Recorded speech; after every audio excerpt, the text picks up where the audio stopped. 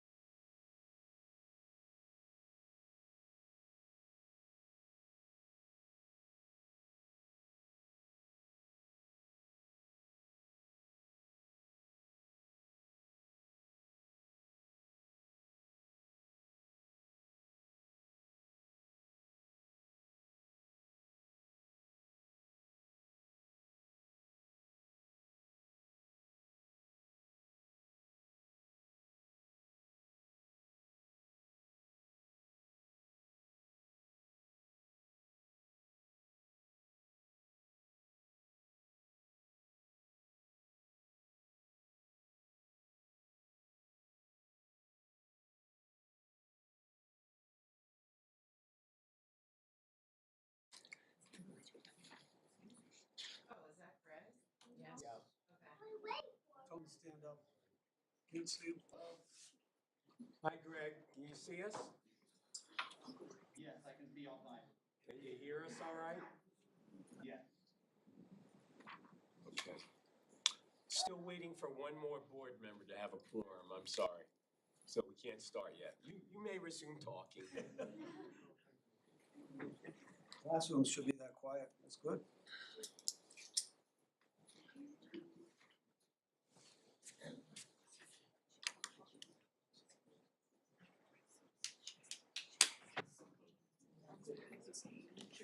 The dragon dies too.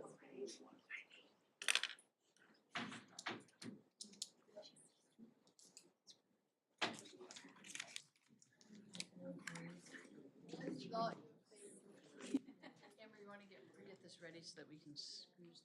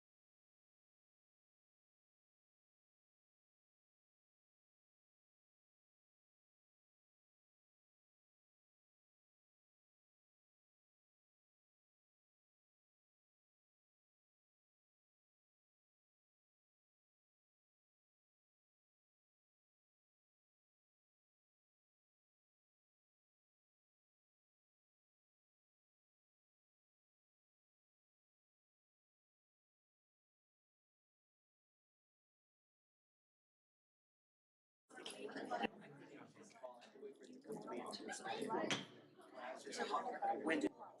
call the March 11, 2025 Board of Education meeting to order. Ella, could you lead us in the pledge, please?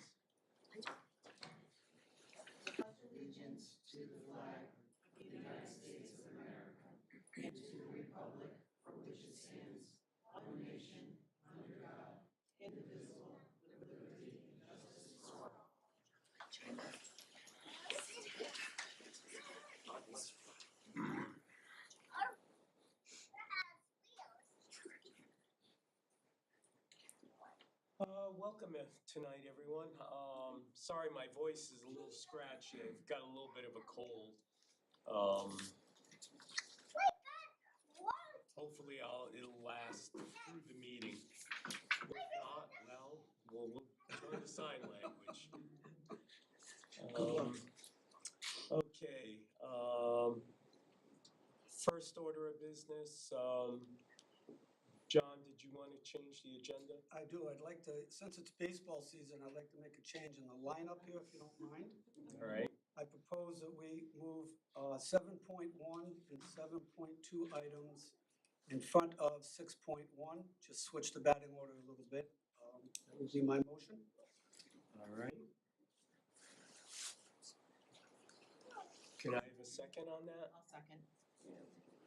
Okay. And since this is a hybrid meeting with some of the members on Zoom, what we're going to do is we'll do a roll call vote. So I'll start with the Zoom people first. Greg? Yes. Carlene? Yes. Myself is a yes. John? Yes? Ella? Yes. And Heather? Okay, well, This was a motion to change the order of Batting order, change the... the lineup. yes. Yes, okay, great. You're back and forth. You couldn't- So the order will be now after number 5, well, actually, after number 5. I want to go have my picture. Well, we'll do it, we'll do the photos after number 7. How's that? Yes, that was what I just switched. Yeah, that's what you said. I just switched them, correct. Okay. So, first order, approval of the minutes of the February 11th meeting. Could I have a motion to approve? I'll make a motion. Second.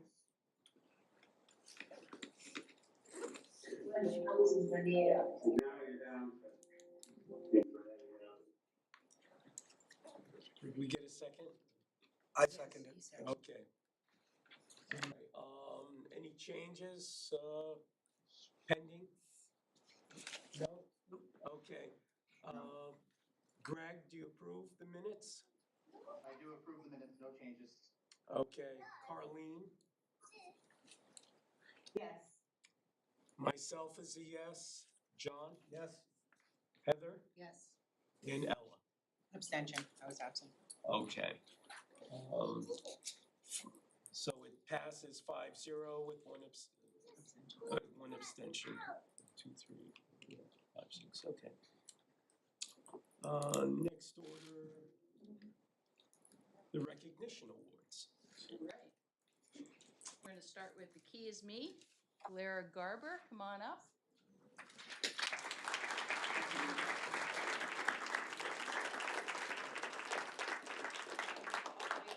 Yeah, all the way up, you got this. All the way up. So, if anyone doesn't know Lara, I'm sorry, because everyone knows her. The Key Is Me, Lara Garber, grade 1 Mahan School. She was nominated by Principal Callahan, who's out there. Lara Garber embodies the qualities of an outstanding educator and leader. Lara brings kindness and empathy to her classroom every day, creating a safe and nurturing environment where every student feels valued and supported. Her compassionate approach makes a meaningful impact on her students, fostering a love of learning and a sense of belonging. Lara's commitment to academic excellence is equally impressive. She consistently delivers rigorous lessons that challenge her students and spark their curiosity. Her expertise shines in the way she adapts each lesson to be accessible to all students, ensuring that every everyone, regardless of ability level, is able to participate and succeed. In addition to her classroom teaching, Lara serves as an exceptional mentor to her student teacher, guiding and supporting them in developing their own confidence and instructional skills. Lara is a positive voice known for her supportive and uplifting presence. She is always willing to lend a helping hand or share an encouraging word, contributing greatly to our school's positive culture. Lara's dedication, skill, and kindness make her an invaluable member to our team, and I am honored to nominate her for this well-deserved recognition.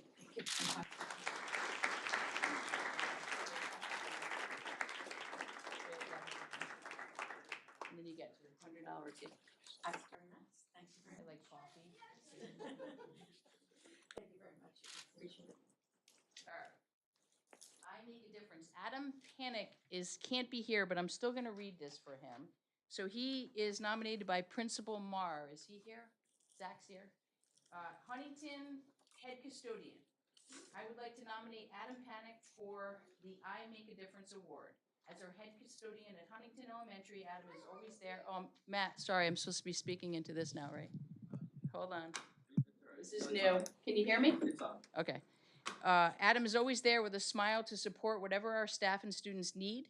At a building with not only a K-5 school and specialized programming, we also have a large preschool program, and Adam has been instrumental in helping us prepare our rooms for the NIAC reaccreditation. Whenever a student has a question or shows an interest in what Adam does for our school building, he is always friendly and engages with those students. Huntington Elementary School could not run without Adam, and we are so appreciative that he is part of the Husky community. So congratulations, Adam, if you're watching.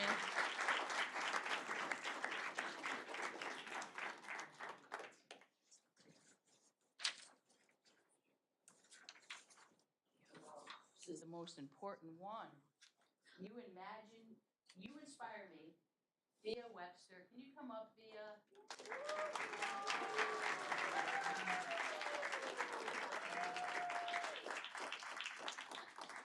Wake my back. Are you ready? Wake my back. So Via, can I read this? So Via, from Stanton School, she was nominated by her teacher, Miss Servideo, who is somewhere over here. There she is. I would like to nominate Via Webster, a fourth grade student in the Strive program at Stanton School, for the You Inspire Me Award. Via expresses her creativity through doodles and drawings. Recently, Via has been creating one-of-a-kind clothing pieces for staff and students to wear, featuring her artwork. I'm a proud owner of one of her sweatshirts. Her efforts not only highlight her artistic skills, but also her ability to connect with others in a way that is meaningful to her. Her unique creations have put smiles on everyone's face. What makes this particularly special is how her art speaks volumes. Sorry, Matt. Without the needs for words. She teaches us an important lesson each and every day. It is Via's world, and we are all so lucky to live in it. So congratulations, Via.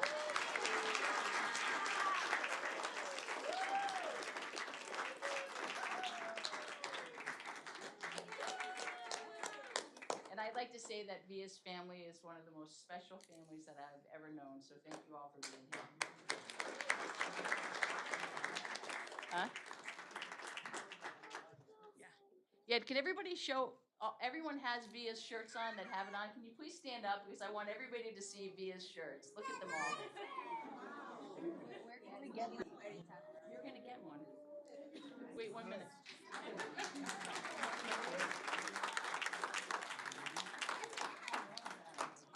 All right, March Volunteers of the Month. Joyce and John Mandeville, can you please come up?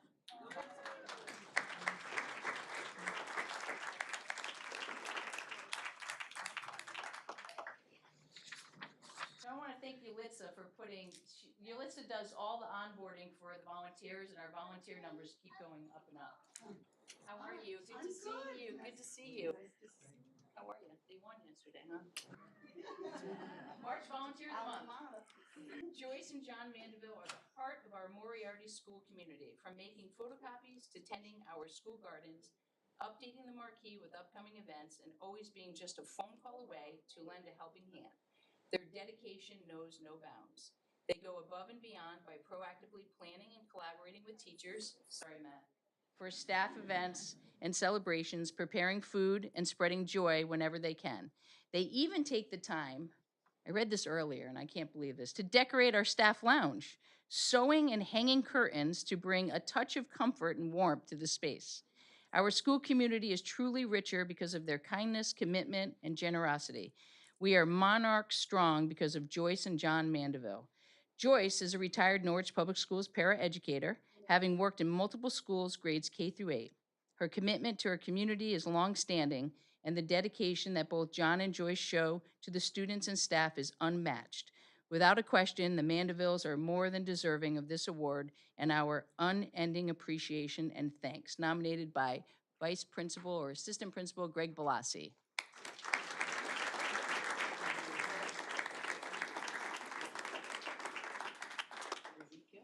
Thank you. Share that with your papers too. Congratulations. Thanks so much for all you do. Thank you. Okay, certificate of recognition. Yulitza Brooks, come on up. She doesn't like this.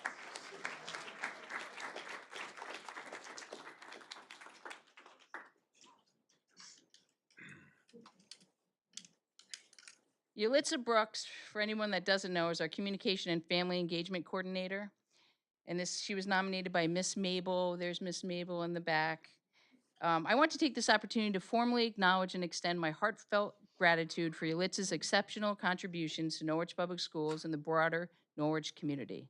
Her unwavering dedication, diligent efforts, and positive demeanor significantly enhance our workplace environment and the lives of those within the community.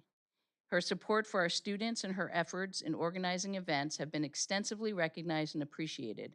Her commitment to excellence and her readiness to exceed expectations inspire all who collaborate with her. In addition to her professional contribution, her kindness, collaborative spirit, and support render her an invaluable member of our team. Her ability to uplift others and foster a positive atmosphere distinguishes her remarkably. Working alongside her is a privilege. Thank you for the profound impact you impart each day. Congratulations.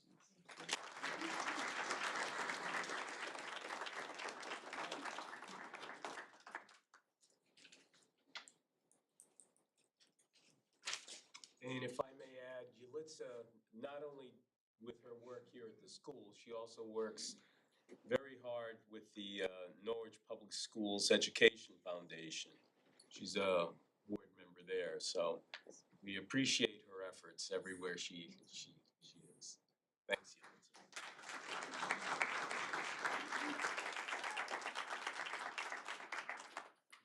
And now that moves us to middle school happenings. So we need a report from our middle schools.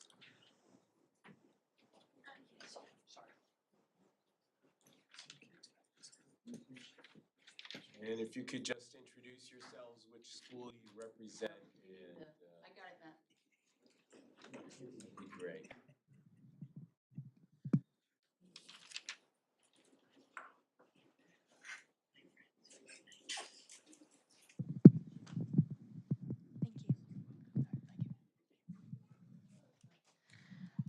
My name is Robin Hessen. I'm in the 8th grade at Teachers. And so far, is this on? Yeah, it's on. Okay.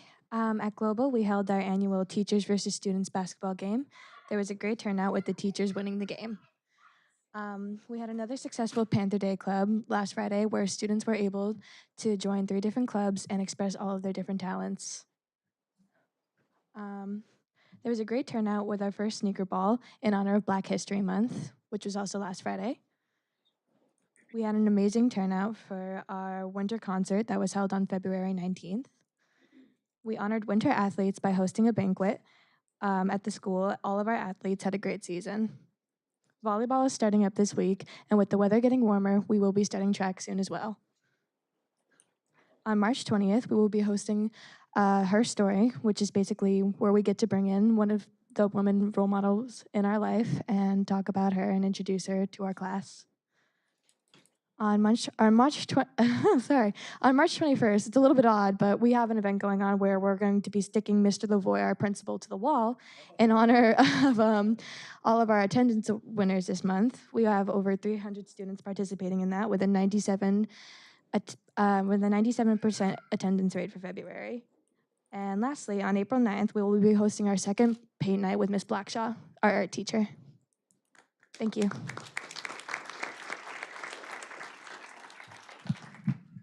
Good evening, everyone. My name is Rivers Champlin, and I'm an 8th grader at Kelly Middle School.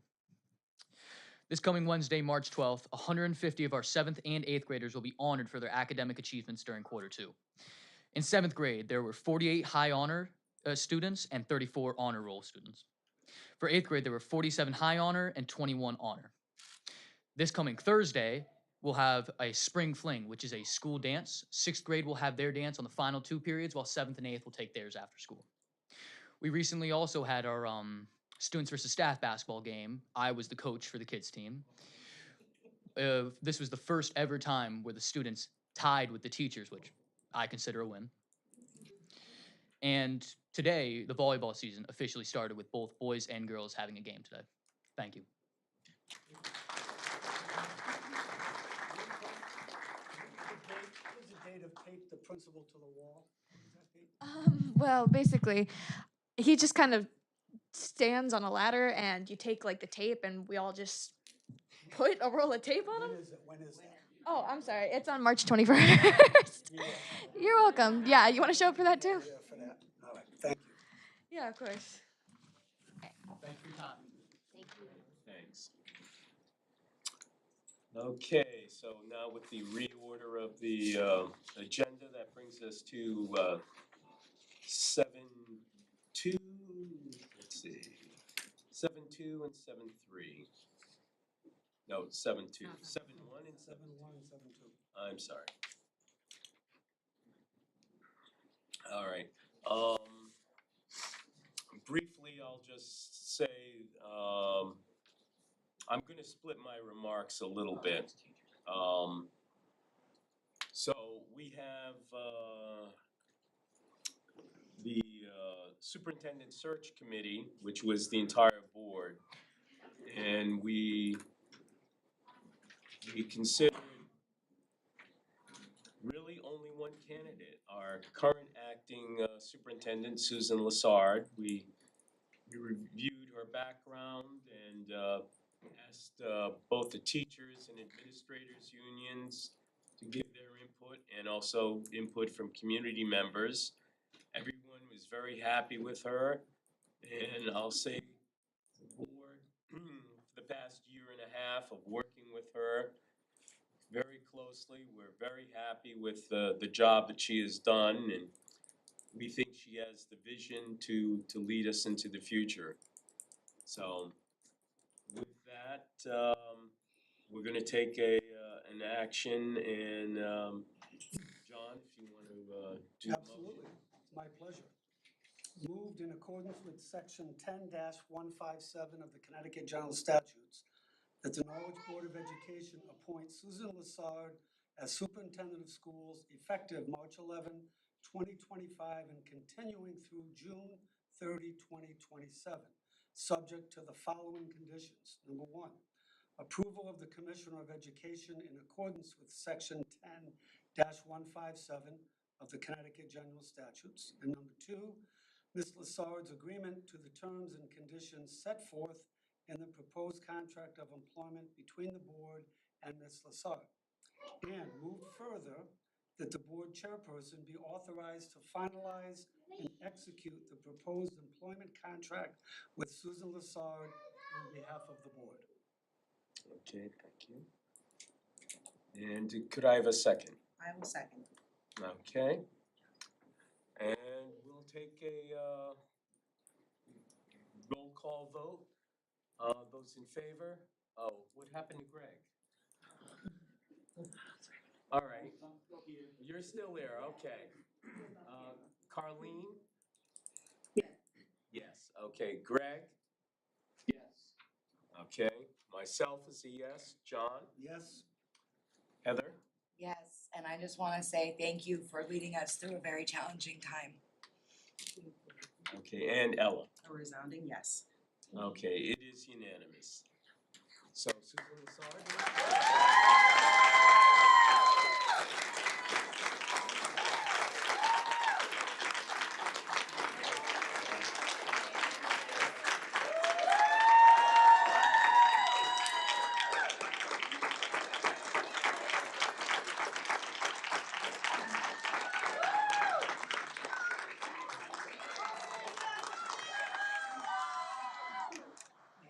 Now we're going to take a few minutes. We'll go out in the hall and take pictures with the award winners and with our newly appointed superintendent.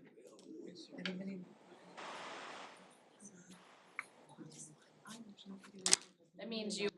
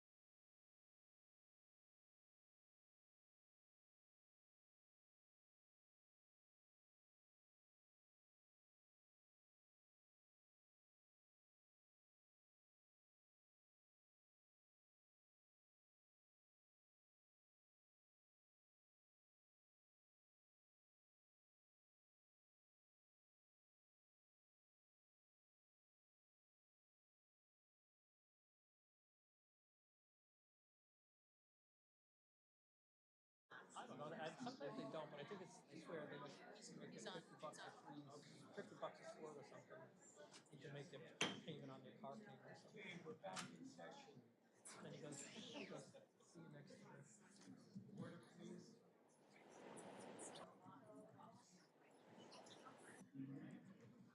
Okay. During last month's meeting, we had a vote on what happens if we're visited by ICE officers. And certain comments were made during that meeting. We prepared a statement, and I'll have Kevin read it. My voice is just shot tonight. So go ahead, Kevin.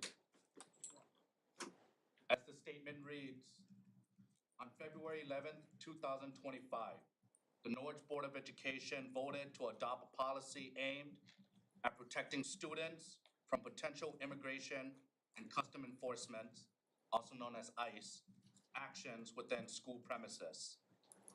This policy ensures that any external enforcement attempts are thoroughly vetted, requiring verification of legal authority and purpose by local law enforcement and legal counsel before granting access to students or staff. By implementing this measure, Norwich Public Schools reaffirm their commitment to providing a safe and inclusive educational environment for all students, irrespective of their immigration status. The opposition to the Board of Education's immigration policy reflects a fundamental misunderstanding of both the law and the purpose of the policy itself. The claim that this policy is unnecessary because ICE is only targeting criminals ignores reality. Schools must remain places of safety for all students, free from fear, harassment, or political grandstanding. Establishing clear guidelines on how schools respond to federal immigration enforcement is not aiding and abetting, it is responsible governance. This policy does not in any way suggest that Norwich Public School is acting unlawfully. Rather, it affirms constitutional rights that protect students, staff, and schools.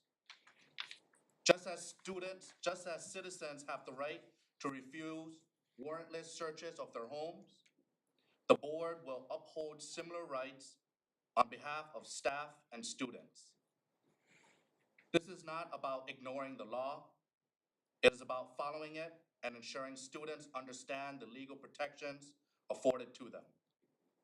Furthermore, this policy serves as a safeguard, ensuring that any external enforcement actions are properly vetted. It establishes that individuals attempting to access students or staff will be held at the door until the legal authority and purpose can be confirmed by local law enforcement and legal counsel. Experts in these matters whose guidance Norwich Public Schools will follow. Opposition to this measure has introduced inflammatory rhetoric that unfairly targets immigrant communities. This is unacceptable. Norwich Public School operates fully within state and federal law and does not determine the citizenship status of any student. While staff undergo rigorous background checks, students are not and should never be subjected to such scrutiny, regardless of their parents' background, whether they are citizens or not, or whether they have past criminal histories. Every child has the right to an education. This is not a matter of politics, it is a matter of fundamental rights and following the law. The fear experienced by immigrant families is not hypothetical. Research confirms that uncertainty surrounding immigration enforcement leads to increased absenteeism, anxiety, and trauma among children. The board's duty is to protect students and foster a welcoming educational environment. This policy aligns with that mission. Opposing it is not about enforcing the law, It is about creating unnecessary fear and division, which has no place in our schools.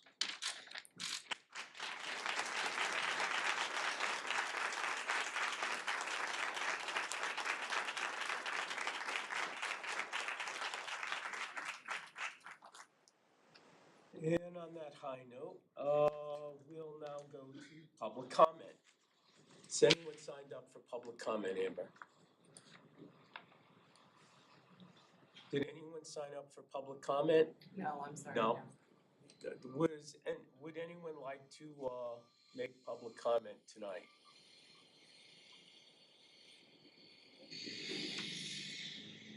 You do? Okay. All right. John, yeah, okay, we have a brief statement that we read before public comment. The Norwich Board of Education values the public comment period as it represents an opportunity for members of the public to express their views to the board on matters within the board's authority. Procedurally, public comments will be limited to 3 minutes per person and up to 30 minutes per topic. Comments may be consolidated and given by a group spokesperson. All comments must be directed to the board and not to any individual board member or individual member of the administration. The board and the administration will not respond to questions or engage in dialogue during the public comment period. The board and the administration will determine when and how to address questions that arise during the public comment period. Comments may be submitted via email or in writing at any time. Please submit any desired exhibits at least 24 hours before the meeting to central office. Profanity, raised voices, boisterous conduct, personal animosity will not be tolerated and may result in the suspension of that individual's speaking privilege. The chair reserves the right to limit public comment at any time so that the board's business may be conducted in a timely manner. Each speaker is asked to give their name and address for the record before starting their remarks. Period.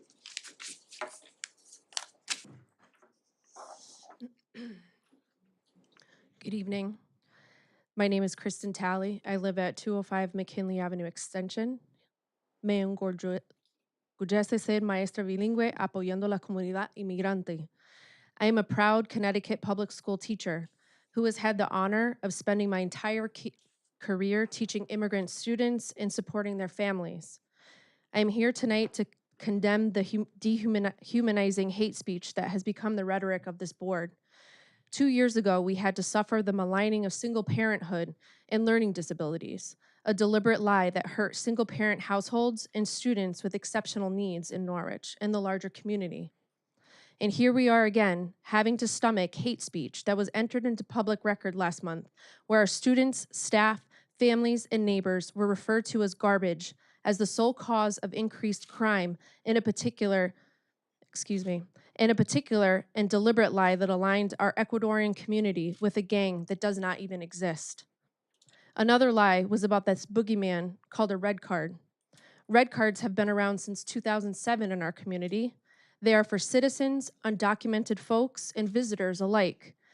They seem to remind us all of something bigger than constitutional rights, but something that everyone across the world should be guaranteed, which are human rights. The United States chooses to frame those human rights through the Fourth and Fifth Amendments.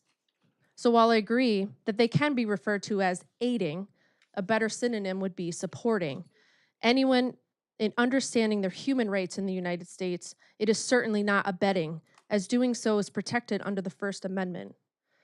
The craziest part of hate speech and lies were that they really offered nothing to the discussion of the policy at hand.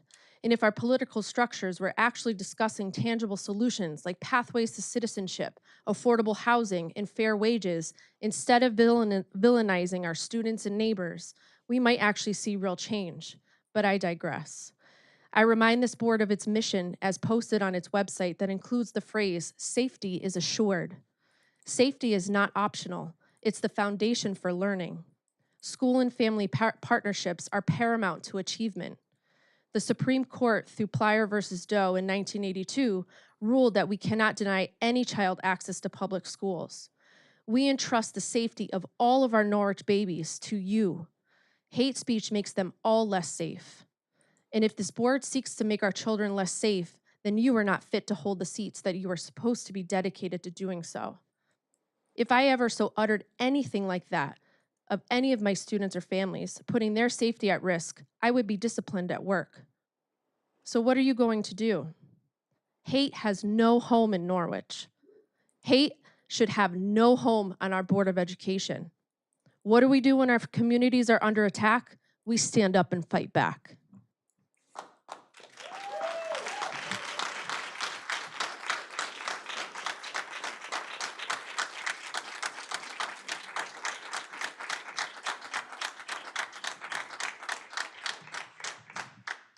Is there anyone else who'd like to come and speak?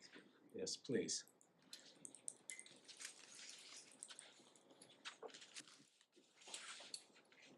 Hi, I'm Christine Payan. I live at 9 Settlers Drive. I attended last month's Board of Ed meeting, and I was deeply troubled by some of the things I heard in regards to our policy on welcoming immigrants. I have lived in Norwich my whole life. I am a proud product of Norwich Public Schools, and for the last 7 years, I've worked here as a school social worker at UNCUS. I tell our students all the time that our biggest job, all of us, is safety. Without it, there can be no learning, just surviving. And right now, many of our families, my coworkers, friends, and neighbors, are afraid. And this fear is not unfounded, as some would have you believe. Things have been set in motion that could affect not just those who could pose a threat to our community, but to families, to children. Policies have been put in place to end previously protected sensitive locations, schools, churches, hospitals, from ICE, which is precisely why such a policy was necessary to begin with. Executive orders have been issued trying to end birthright citizenship and revoke temporary protected status. Recent news on both conservative and liberal media outlets talk about deporting migrant families. We simply don't know what can or will happen. I heard a board member say to look around. Well, this is what I see. And I also see swastikas being painted around town and hate speech graffitied on the outside wall of my school. I hear the language and the tone used by those in power to talk about people who don't look like them or weren't born in the same place. And I unfortunately heard the us versus them language used by some board members last month. They're concerned about directing people to resources out of fear. But I also hear the voices of scared children asking me if they or their parents are going to be sent away. And I think that some people are so preoccupied looking for enemies out there that they're not seeing their neighbors right there beside them.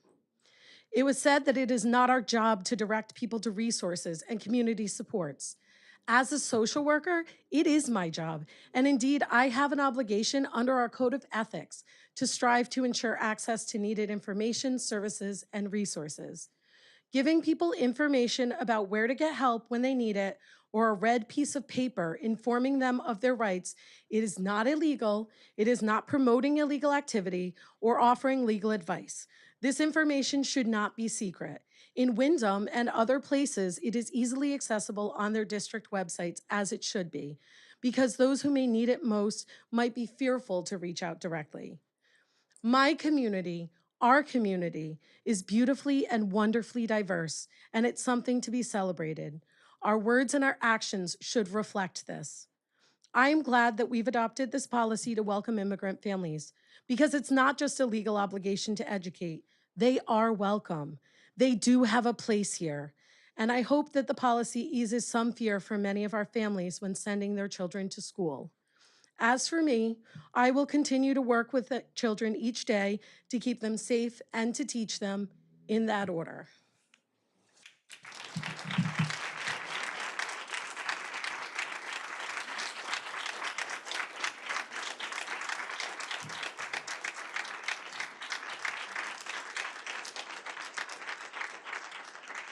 Is there anyone else who would like to come forward for public comment? Yes.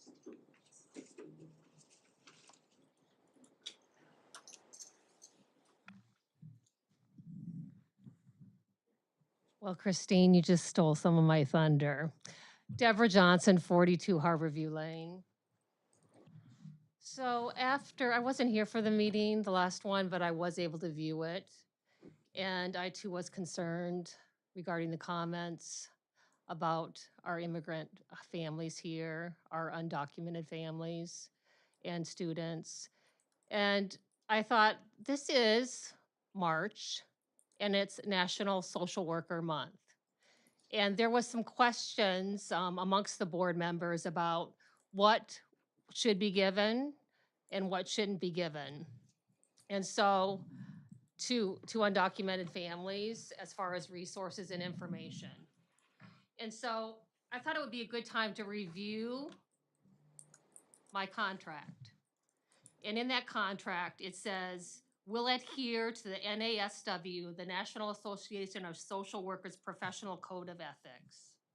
And from that, which I'm assuming the board has something to say with that job description, I looked up what my role specifically was with immigration families, and I'd like to read that to you.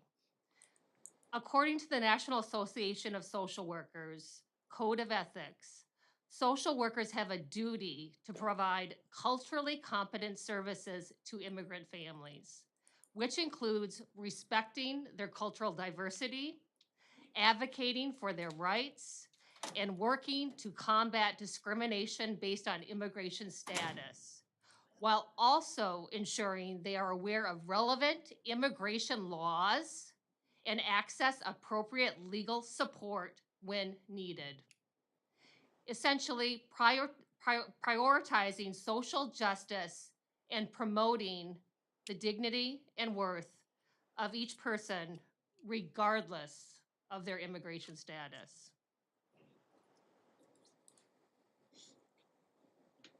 I joined this profession because I believe in the code of ethics. I believe in working with the most oppressed, vulnerable, and disenfranchised populations. And it is not about any color, gender identity, anything. It is what our society has placed on and given power to. And our board is a reflection of a lot of white power when our community reflects quite differently. I look forward to the day when I can come and speak in front of this board and it reflects the diverse community of Norwich, and we speak with, respect and acknowledgement of how wonderful this community really is. Thank you.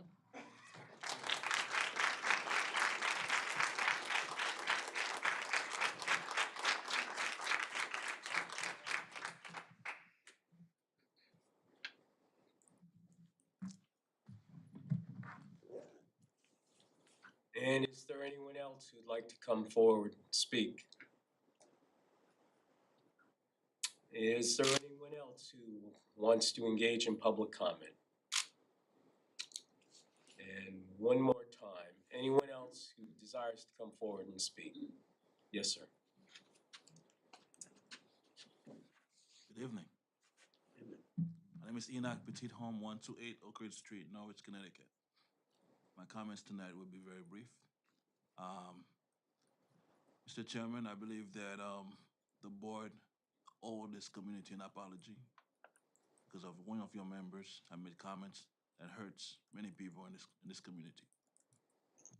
And whether your ancestors got here from the Mayflower or the Atlantic slave trade, we were all a nation of immigrants here.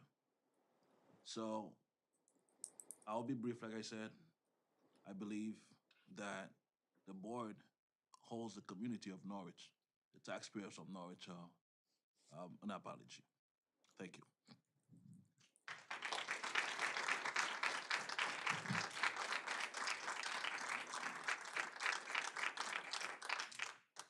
Is there anyone else who wishes to come forward and speak? Anyone else who wishes to come forward and speak? Anyone else who wishes to come forward and speak? If not, I declare public comment closed. Thank you. Now we'll move on to the report of the superintendent, Susan Lassard.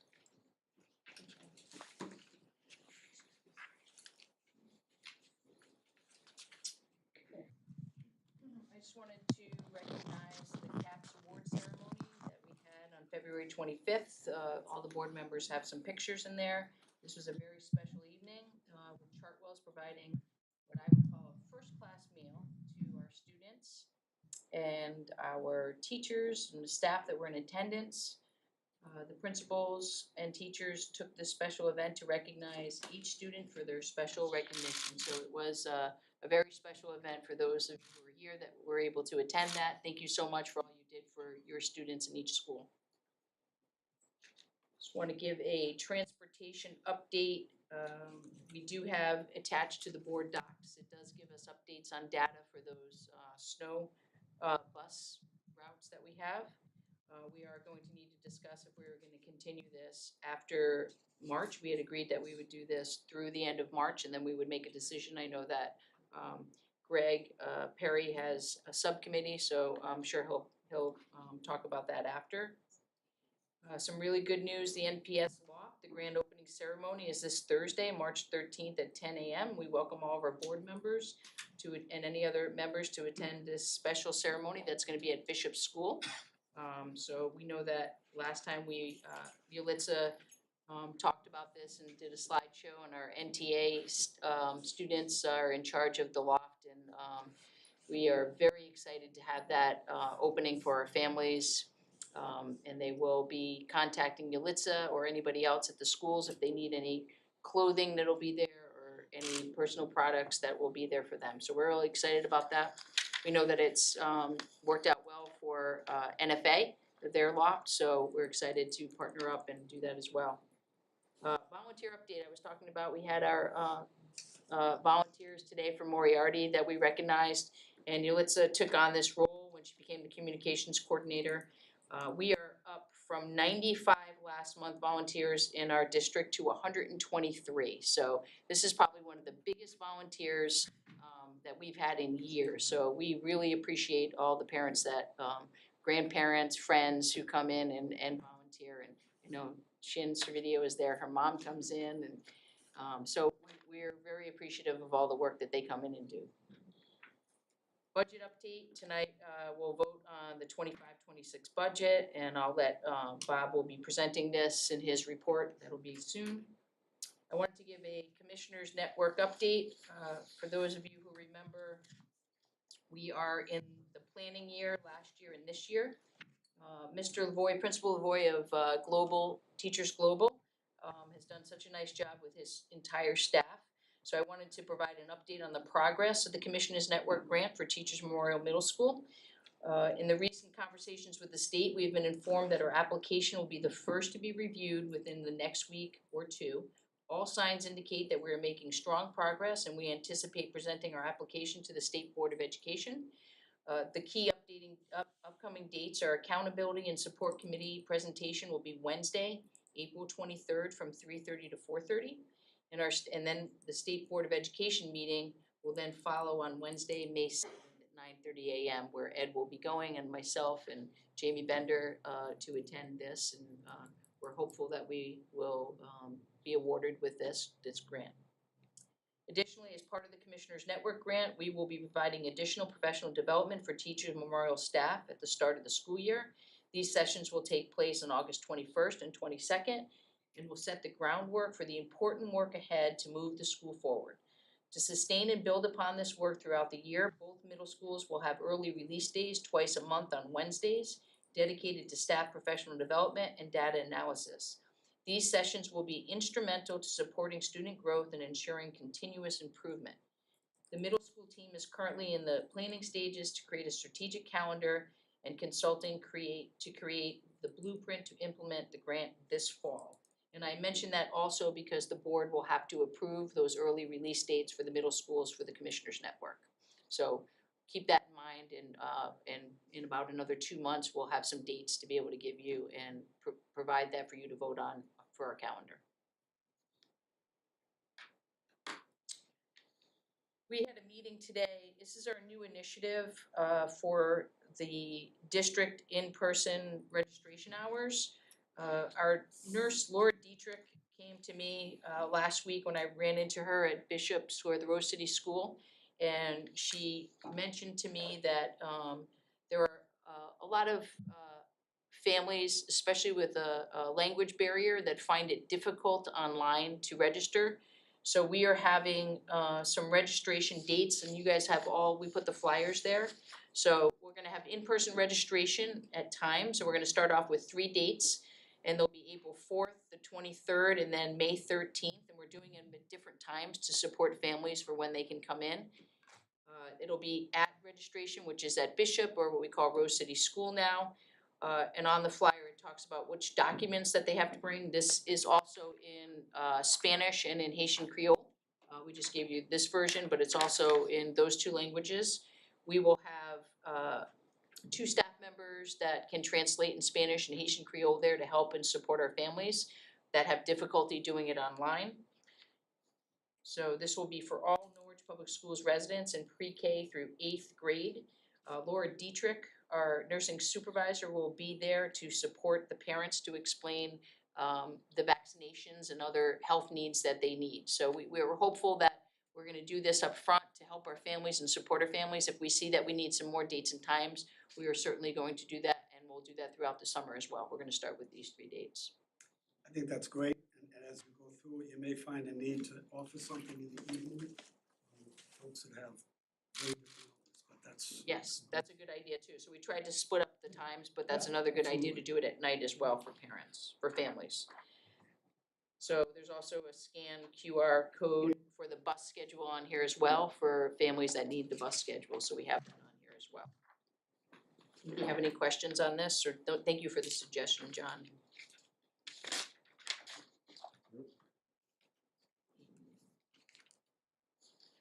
Okay, I skipped one, preschool update. There's not much to update. I will say that we know that the Connecticut's new law requires children to be 5 years old by September 1st now to enter kindergarten. If a child turns 5 after September 1st and before January 1st, and the parents would like to request early entrance to kindergarten in the fall of 2025, they can submit a request by a Google form to schedule a consultation with Norwich Public Schools Early Childhood Team. The deadline to submit the kindergarten early entrance request is March 16th. This is a strict deadline. So far, we have received 65 applications for early entrance to kindergarten. Preschool screening dates will be soon will be announced. Screenings will take place in May. We have signs. I know that our registration has signs throughout strategic places throughout the city to let everybody know about the pre-K and the kindergarten signups. We also have, we also are going to, I'm gonna go back to this real quick. Not only are we having this online, but ULITS is going to make sure that this gets into UCFS buildings, into churches, any other places that we think that this would be helpful for families. So we'll make sure that we get this out, Otis Library, places like that in the city. And again, I wanna make sure that, I have to read this every time because it's part of the process. This is a copy from 4 board meetings. The state requires ample notice to the board, which is why this is repeated. We have a desire to move our Family Resource Center from Mahan to Moriarty, in part to provide services to our 12-month program, which serves students from across the district. This will eventually require board approval, so you will hear more about this plan once we can conduct our needs assessment and ensure that this is the proper, that we have all the proper information to move for this request. Certified staff vacancies, they remain the same with our science and math and special education. And if I have, does anybody have any questions before I move on to a special little thing? No. So everybody knows that this is, or not everybody knows, but this is, March is Board of Education Appreciation Month. So Matt, we have a little video for you. Oh. Always like movie time.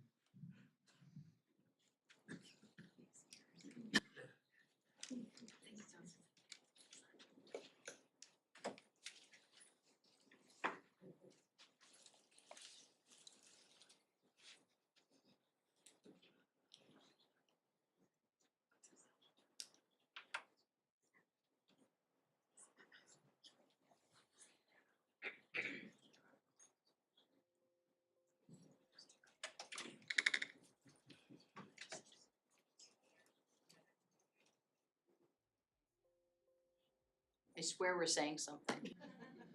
Must not be good.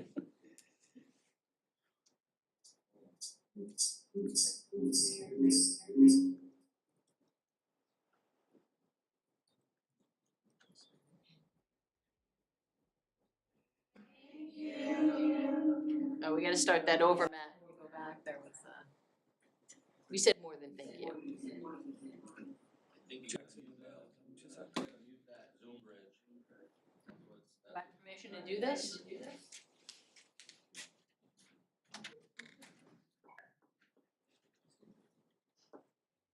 It's muted, Matt. Yeah, I just muted it. Oh, you did it from there. Sorry. Make that mouse move, I'll tell you what.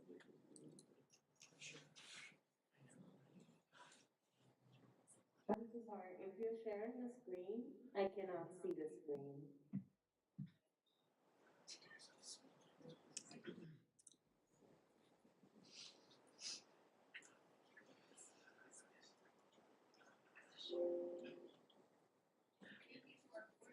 Time, effort, and care you put into making our schools better for every student and staff.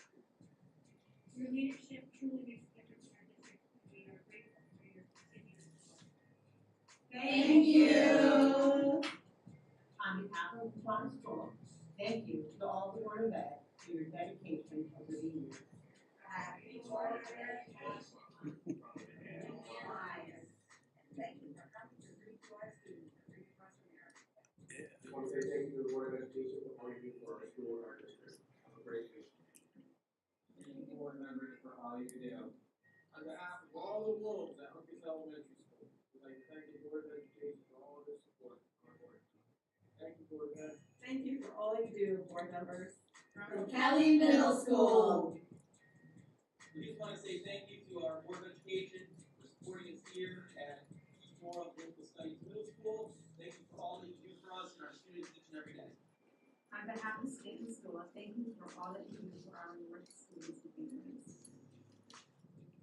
From all of us at Moriarty, we appreciate you more in ways we stress. Thank you for your service and your education. On behalf of Norwich Public School students, Thank you, Board of Education. on behalf of Norwich Public School students, Thank you, Board of Education.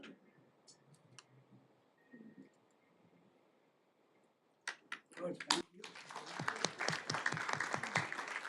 We also have a gift for you, and I don't know if Via's probably not here anymore, but everybody got, she's not, everybody got, if you saw all of the artwork on the staff and family members that stood up for Via, she made some for every board member as well.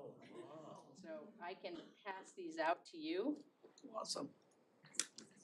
We need more t-shirts. Fabulous. Thank you. Kudos, thank you for all you do. Thank you. Thank you very much. Thank you. And Ella, thank you. Here you go. Thank you. More t-shirts, I'm good. More t-shirts. Specialized. You have to fight anybody for this one. And that, I just cleaned up. oh, you wanna hold it up? That's a great idea. Let's take a picture. Oh, that's cute. Let's get a picture. It's like for Bluey. Via. You guys can stand up with it next to you. Here we go.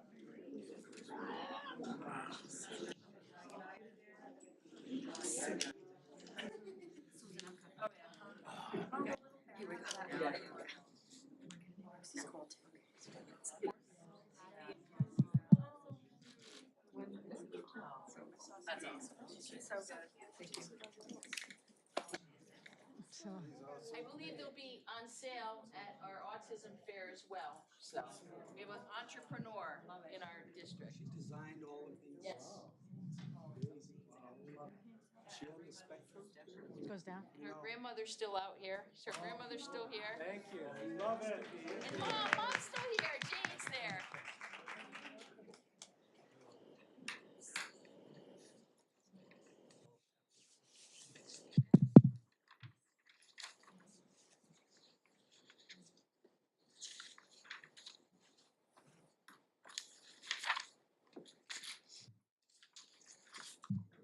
And I just want to mention too that the Norwich Public Schools had a contingent march in the St. Patrick's Day Parade. You were there? I was there, yes, it was great, it was a great day. Freezing. It was cold, but it was a fun walk. We were in the front, Norwich Public Schools was in the front. And a couple of important events I forgot to mention. We're 9 days away from spring, March 20th. If you haven't changed your clocks, you're an hour late. And on Monday, March 24th, we're going to have a meet and greet with our new superintendent here in this room at 6 o'clock? 4 to 6. 4 to 6. So anyone who has any questions or hasn't met Susan yet, just come out and you can sit and we'll have some refreshments and a nice little talk with Susan. I just wanted to, before I forget, Mark, I just wanted to thank those staff members that also marched in the parade with us, and Ashley Favello, Principal Fellow, Assistant Director Beth Hanlon, and Principal Mark were there. I don't know if I missed anyone else. Who? Oh, and Corey, she's hiding. Corey, Director of our preschool, was there as well, so it was a lot of fun. What costume did Ashley wear? I wasn't able to. She didn't wear one this time. Okay, just keeping you on your toes, that's all. I don't know if the red beard and the leprechaun suit will do you though. It's actually a great idea.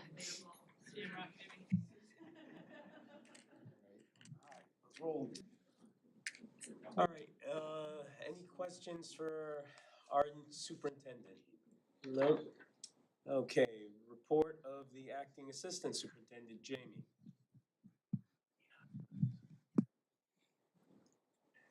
You hear me? Sit down, right? Did it lose power? Hello? Hello?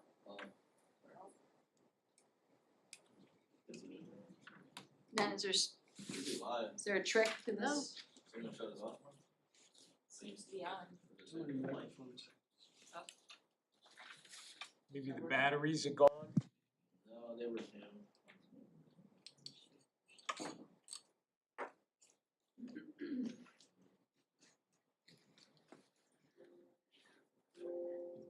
Well, use your outside voice. Okay, so each month you get my report, and as I sit and look through some of the items to highlight, to share with you all. Is it working now? Okay. Hello? Yes, okay, there we go. Good, see, Bob, little MacGyver over there. So when I started to think about my board report this evening and take a look at those highlights, the fact is, every section that is submitted to you each month is important, and I wanted to take some time tonight to go over some of those highlights. Even though you have them all in a report, I think that it's well deserved, and all of the work that our staff is doing across our schools. So I know a lot of times we get swooped up in the data that comes your way, and I'll give you a little bit more on that later. But I really wish that you could see what we as administrators and also our teachers see each day in our classrooms, in our hallways. So if you recall, we had some renewed efforts with our English language arts program materials that we adopted with the input of our teachers, and we're using the bookworms in conjunction with UFly, which is an evidence-based program that helps us with phonics instruction. But what we're really seeing in our classrooms is definitely a balanced program. I see students that are riveted in their seats when they're going through some of these texts with their teachers. They're engaged in their classrooms, and with vocabulary acquisition that's happening with even our highest needs students. I see that they're all being engaged in the Tier 1 instruction. So that accessibility has definitely made a difference this year, and couldn't do it without our input from our teachers.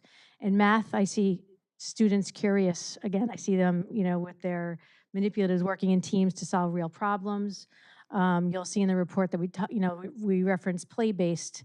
That's the latest kind of educational jargon that's come up, but what it really means, it's we're focusing on the fundamentals, but making learning fun is not a novel idea, and we know that really captures kids' attention, and I can see that our kids are benefiting from that. In our Unified Arts Department, music specifically, All City is coming up next week, March 19th at 6:30 here at Kelly. And, if you've been to some of our recent school events, which many of you have been, I know that you're just as impressed as I have been with listening to the music ensembles that take the stage. And I'm in awe, really. And that the most recent was our Black History celebration, Harlem to Hollywood. Some amazing artists, musicians took that stage and really wowed the audience. Even though All City Art isn't until May, you can see in your packet that you have some pictures of some amazing artists that are found in our schools. And every day, all year long, our art teachers and our students are working to prepare for that end of the year, that May celebration that brings out the community at largely to see the students' artwork proudly displayed. In our libraries, you can see that students are not only engaged with books, but really with technology, from creating engineering challenges to building robots using coding. And PE, the PE teachers have really been focused on making the assessments that are part of what they do fun and engaging with their students by creating a healthy little competition among themselves across the district, yet at the same time reinforcing personal improvement and teamwork, those skills that never leave you as they make their way through school and well into adulthood. Their recent focus has been skills that are volleyball related. And if it's any indication of what that does, there were 127 students that tried out for our volleyball teams at the middle school level. So, we're in just learning that number, our wheels are turning. Like, teams are kind of small, at the competitive level at the middle school, but with such an interest and passion, we're already starting, like, what can we do in addition to the competitive sports at the middle school level?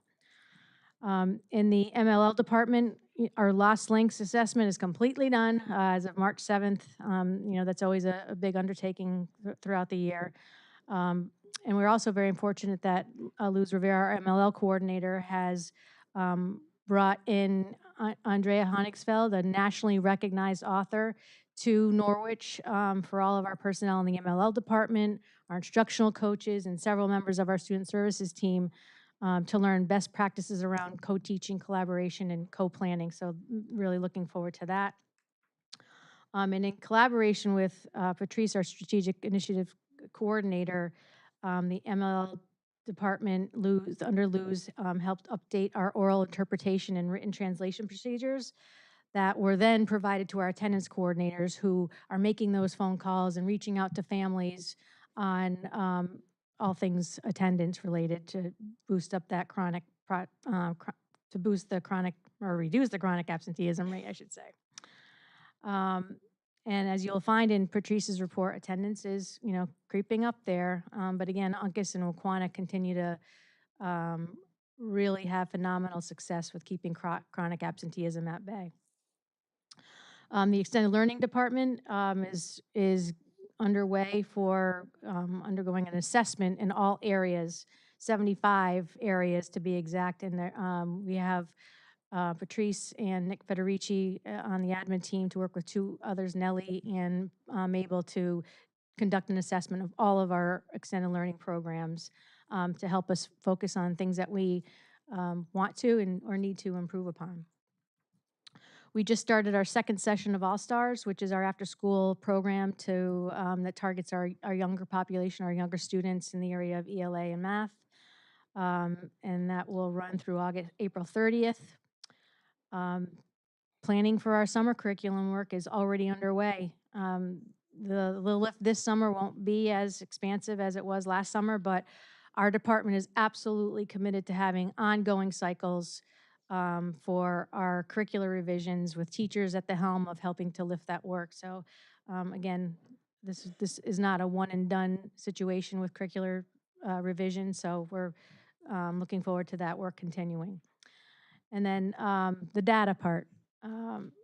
I will be having Amber send out some recent math data in the next week or two for you to review.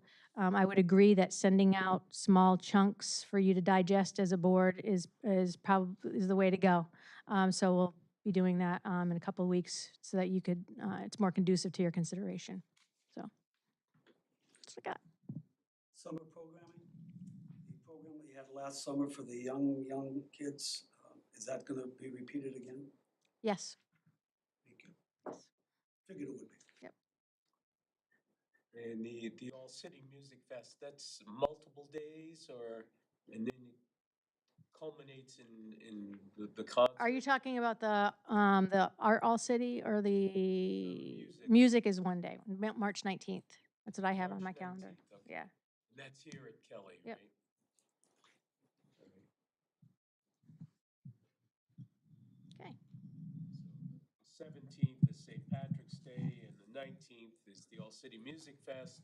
It's also St. Joseph's Day, which is a holiday for both Italians and Poles. So It's the only day that's for both of them at the same time. I know it.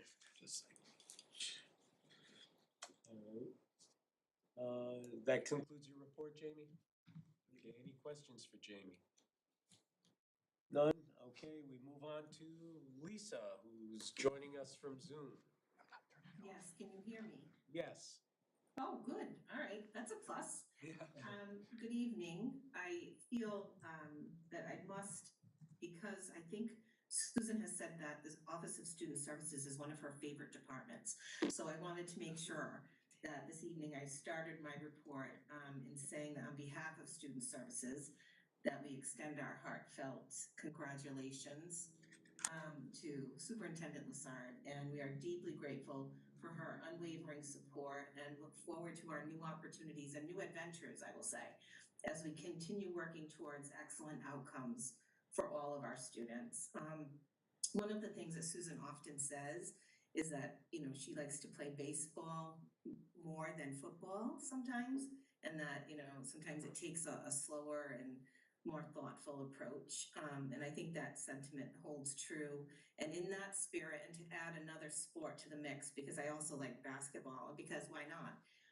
I'd like to share a basketball-related quote often attributed to Bill Bradley, who was a former U.S. Senator and professional player for the Knicks, that leadership is unlocking people's potential to become better.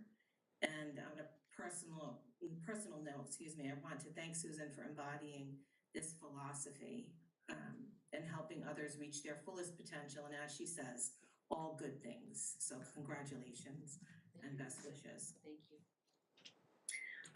For my report this evening, I tend to and overlook and don't want to again, but want to make sure that I direct your attention to the school health report, which is Laura Dietrich's report, where she highlights all of the really wonderful things that the school nursing department is doing and the important work that they do every day. But that is in there each month. And then I wanted to spotlight, because it's March and it's that time to kind of look at where we've been and also look at previous data. In our out-of-district placement analysis, as you know, we're always looking at that. But I gave you a little bit of comparison from what out-of-district placements look like and have looked like over the years. You'll see that right now we're at 112, but last year we were at 127 at this time. So, you know, just some comparison. Also, we've had 6 students who were already in out-of-district placements when Norwich became their nexus. So last year we had a larger number. We're picking that number apart, which is why I didn't want to put it on this report, but I will update you with an updated number from last year. It was much higher than 6. So that does impact things, as you know, it impacts the budget dramatically. But we are really committed to looking over all of our placements and especially in thinking about students who can come back to district and also mitigating placements outside of the district by utilizing our therapeutic school. So in the report, I just highlight a little bit from Rose City. In the planning, you know, it is a continuous process. It is something that we're constantly talking about. We anticipate the 2 elementary programs or classrooms, excuse me, continuing for next school year, and then 2 middle school classrooms for next school year. So it's exciting news. As you know, we've moved over VLA to the Rose City School, which also allows us to have Mr. Jack Fields, who's been wonderful in the Norwich Public Schools, and to utilize his expertise as well. We do anticipate that we will have at least 2 tuition students, potentially 3 and more. We will be sending out some more information to our surrounding districts and superintendents regarding our middle school programming. It will be just in time for some of the planning that they will be doing. In addition to that, the Rose City School celebrated Dr. Seuss's birthday. They had a wonderful celebration and guest readers, which we all went over to do, and it was a lot of fun. And the work there continues to be amazing. And I'd like to thank the entire team and Beth Hanlon for all of that work because it's wonderful.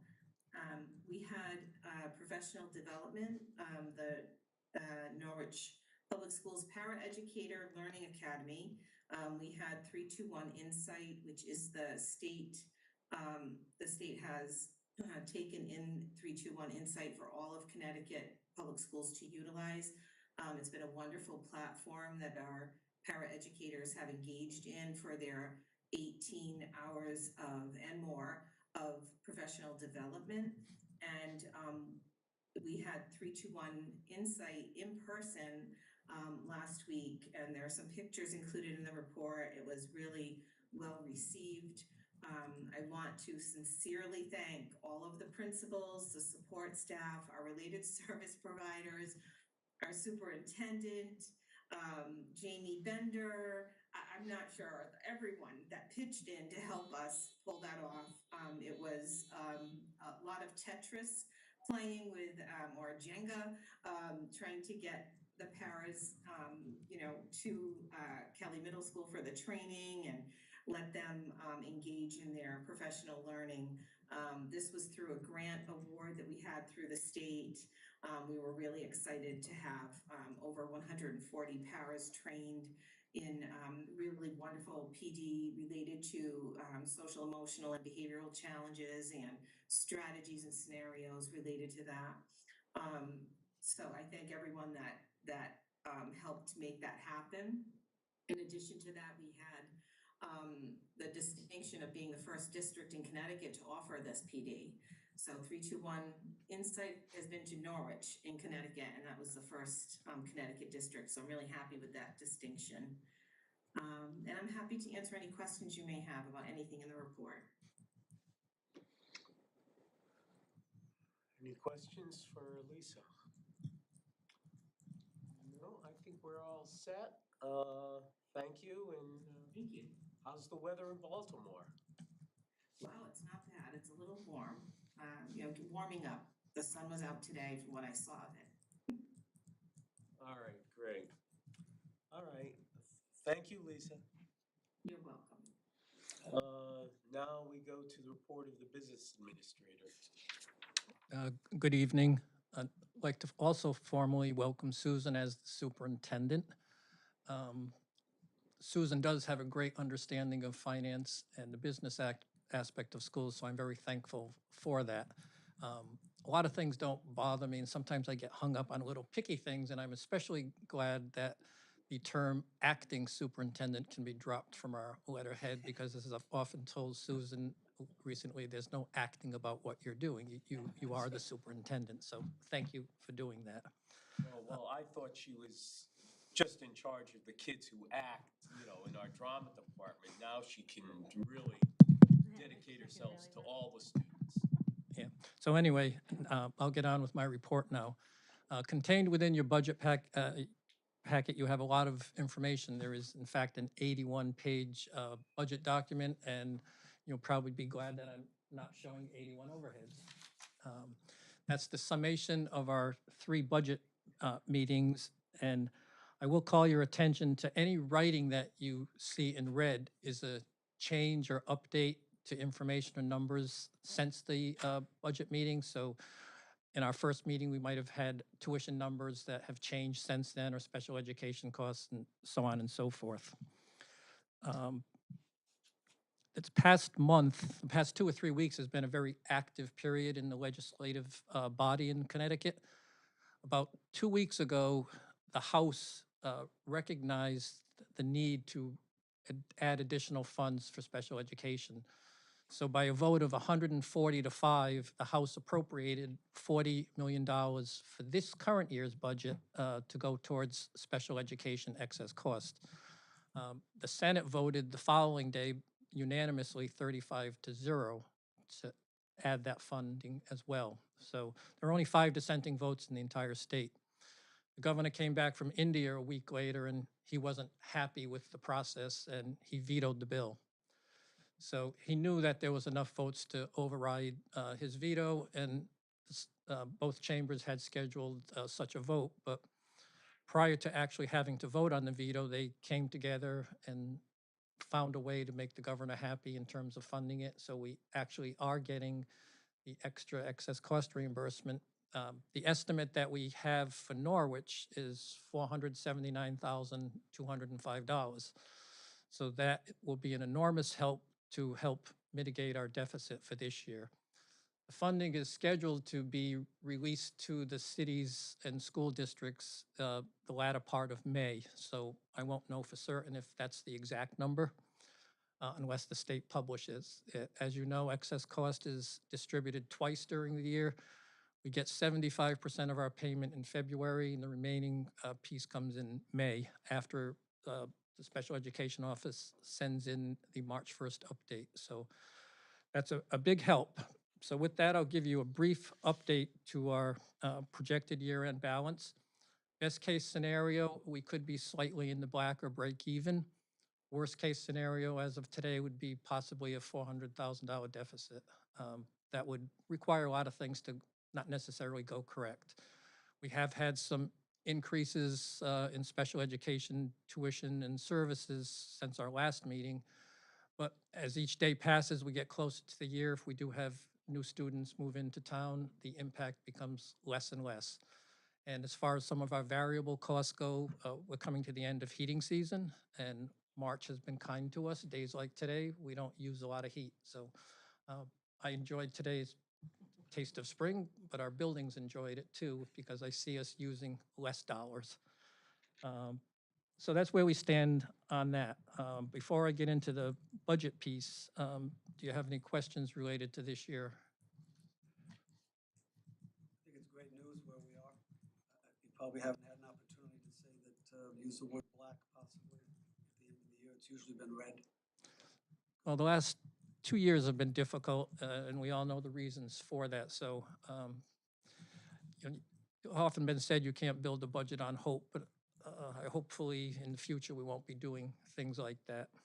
Well, other than the variances with ridiculous increases in special education costs, I think the last couple of years we would have been in the black. Well, my first 2 years here, we were significantly in the black post-COVID. And if you recall, the district in cooperation with the city did establish the non-lapsing account, and that was under Connecticut Statute 248.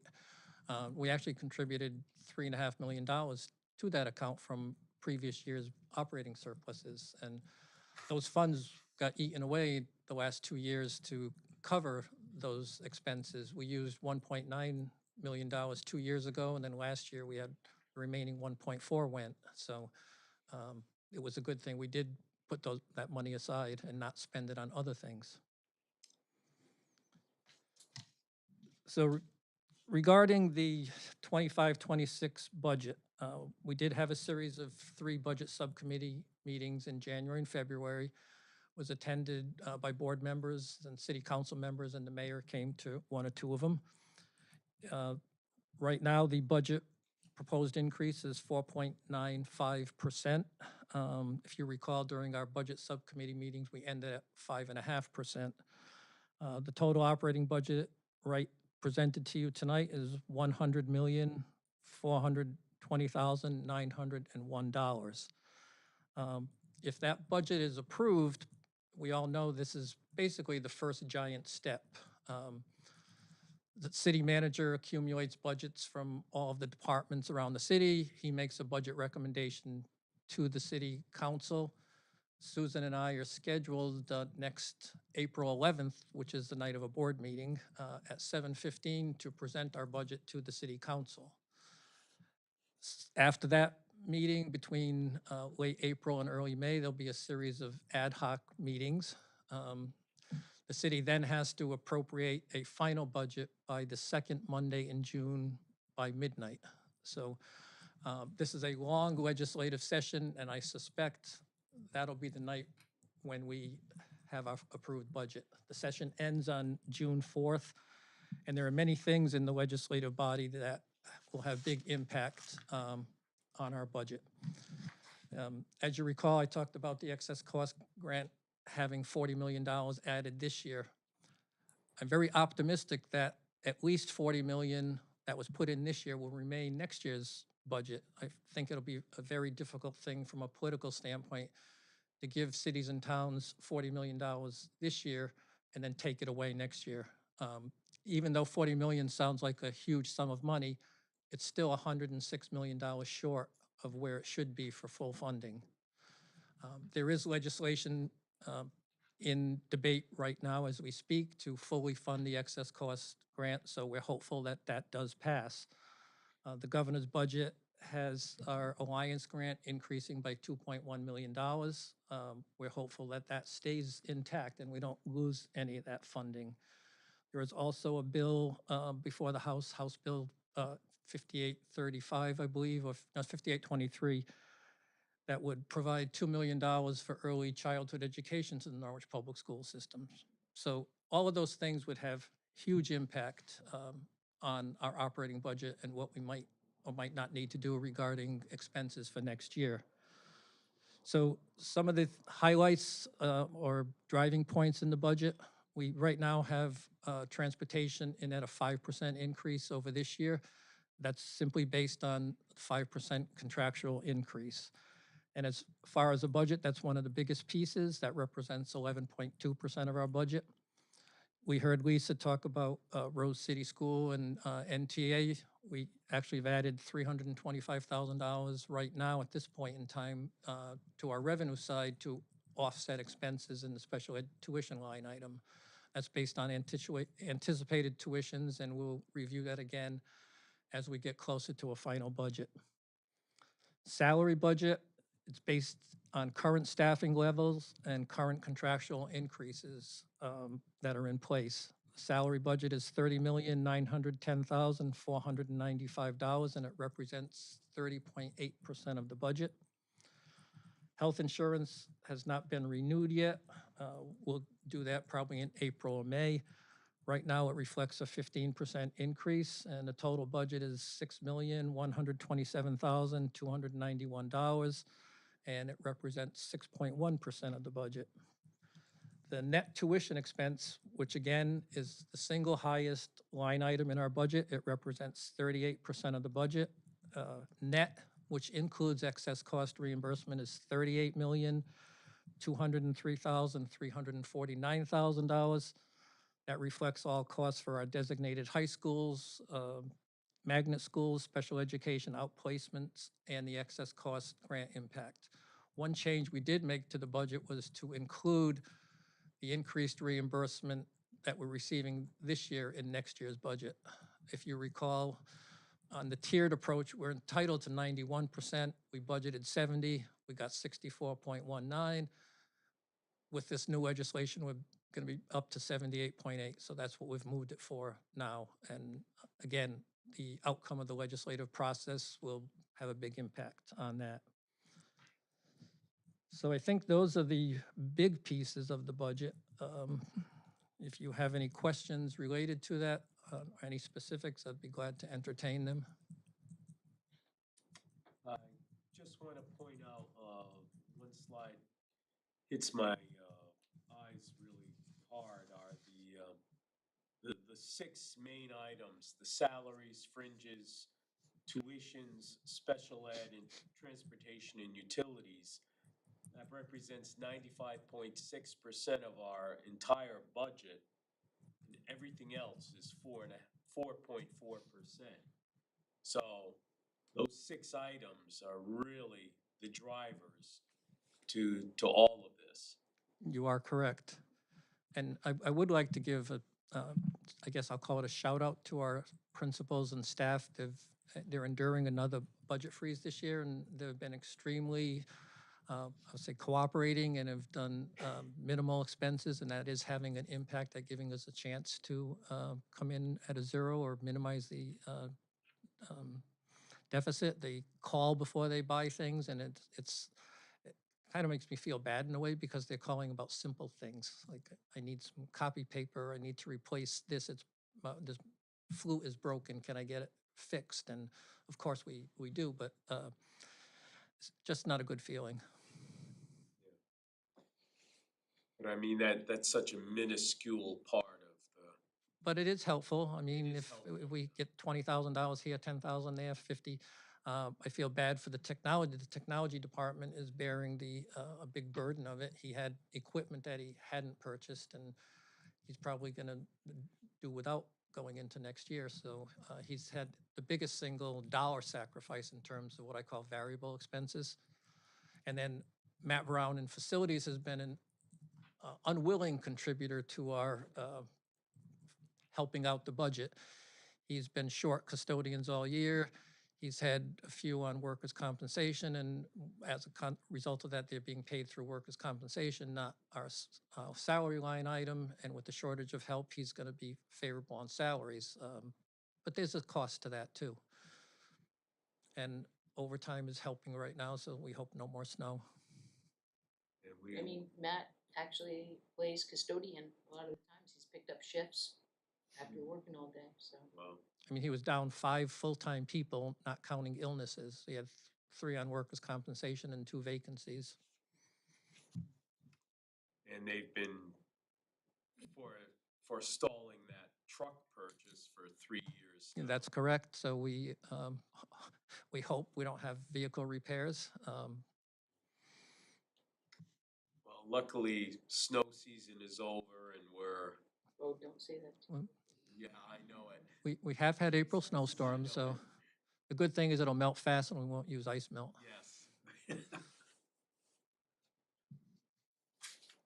But I commend you, to keep it under 5% when all of our surrounding districts are asking much, much more. Well, it's been a collective effort from everyone. I just compile the numbers and maybe come up with an idea or two. And it's glad to see the Rose City School is actually turning into a revenue generator. And it's, I also added expense avoidance. So if we have 3 to 6 more students that are outplaced and we bring those back, well, we'll end up reducing the tuition outplacement line item by that amount of money. Plus, we're able to control from $1 as opposed to spending 4.5 times before we even see any reimbursement from the state. And it's actually ironic. The district, from a pure financial standpoint, is better off bringing, from financial, not anything to do with students or academics, you're better off bringing back 2 $100,000 students than 1 $200,000 student, because you get reimbursed above 4.5 times what you're spending. It's just funny how the formulas work. And I saw reading through it too, transportation is really working to consolidate routes and we're having ongoing discussions with them on ways to reduce next year's budget. I'll just leave it at that for now.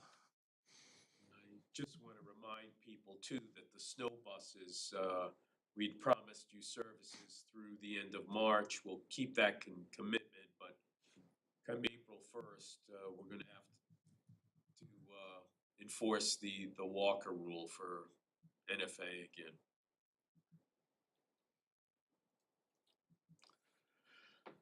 All right, so that was, that leads us right into that concludes your report, Bob? Yes, it does. Okay. Leads us into the discussion, possible action regarding the budget.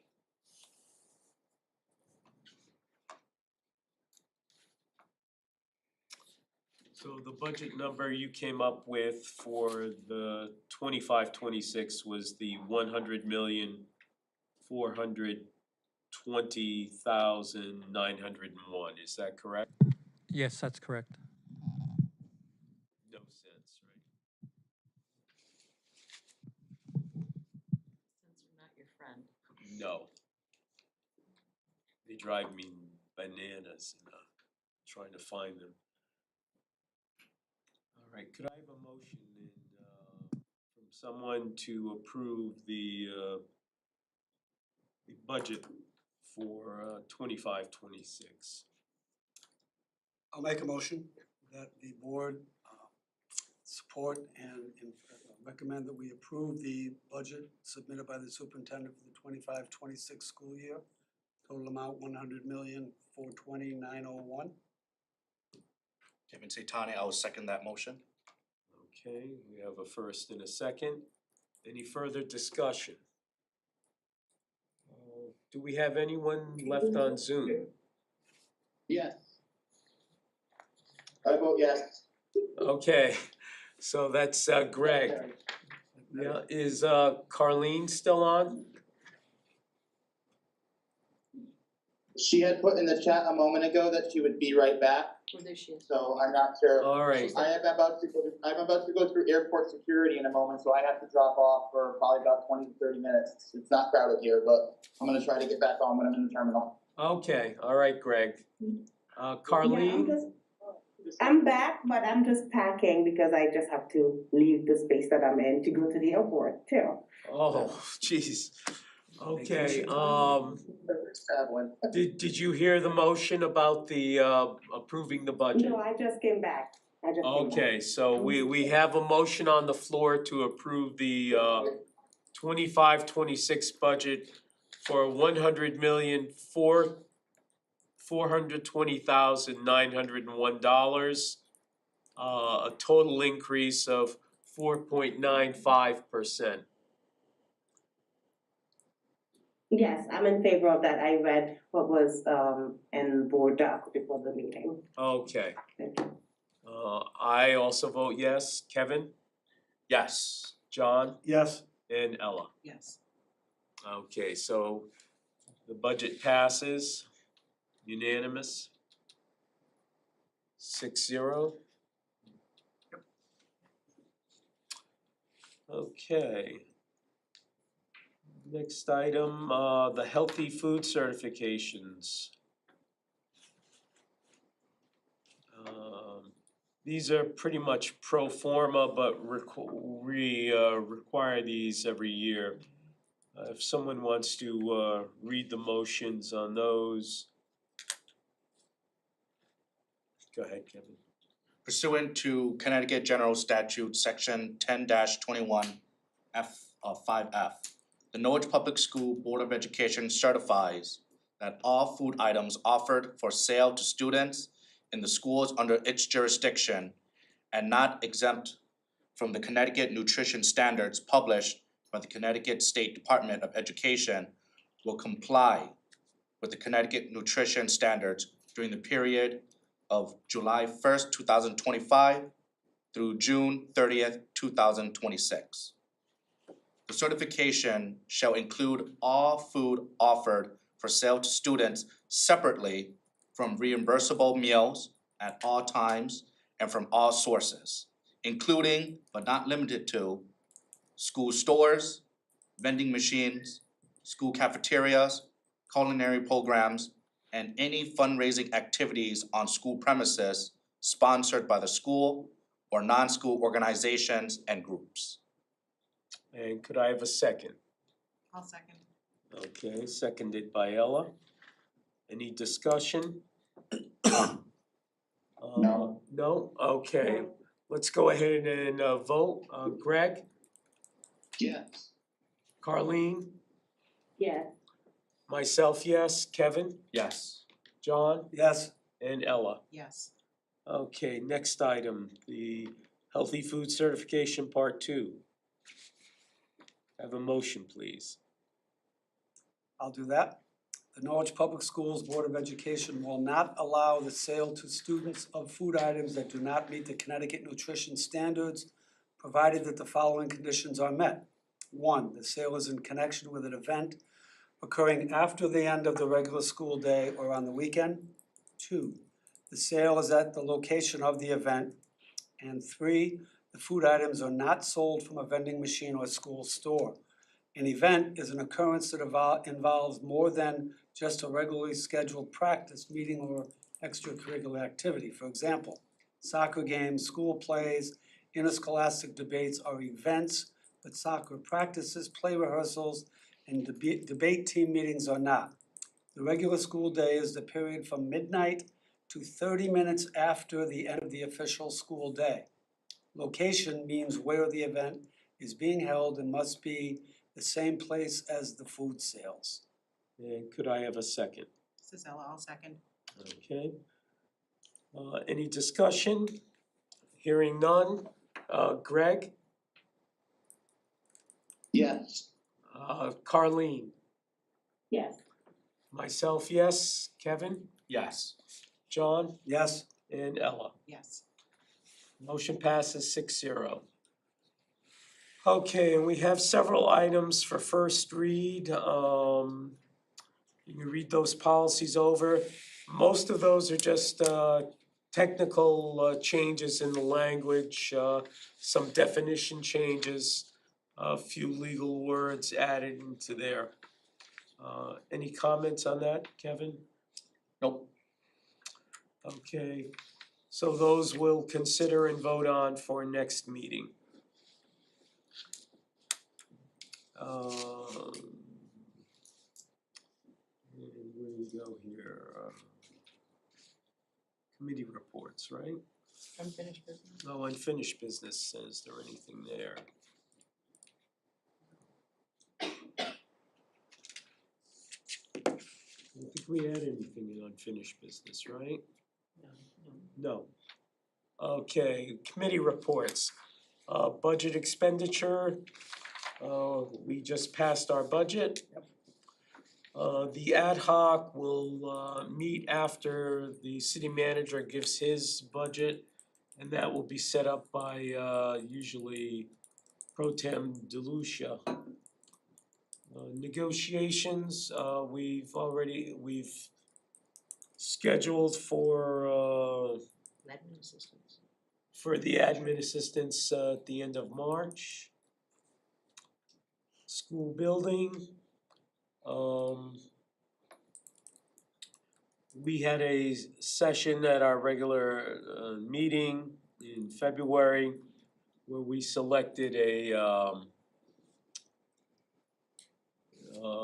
new construction manager for the Uncas and Moriarty schools, OG Construction. And progress is being made on hiring subcontractors for the first 2 schools for Stanton and Greenville. And hopefully that project we should have groundbreaking, I would assume sometime in April. That's what it's, yes, right now it's open. Yep. Assuming everything goes properly. Transportation Committee. I just wanna say one thing about that, Mark, also to do with the school building committee is we're working on the redistricting right now, and the school committee hired the person who did our demographer report. So I am in talks with him, at some point he will be here to, talk with the board and give an update on the redistricting of the 7 schools to 4 schools, so we're working on that.